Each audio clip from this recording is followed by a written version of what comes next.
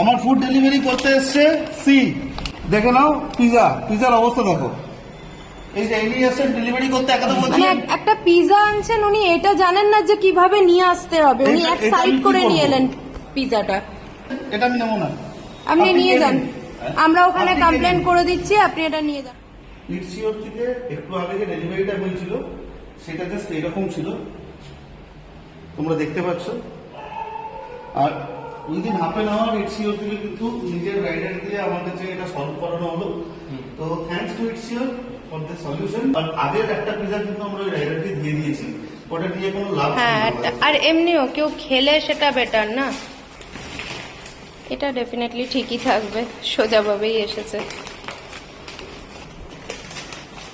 একদম well and good এটা হচ্ছে কন্ডিশন। আগেরটা হয়েছিল standard day. Thank you EatSure for this prompt service.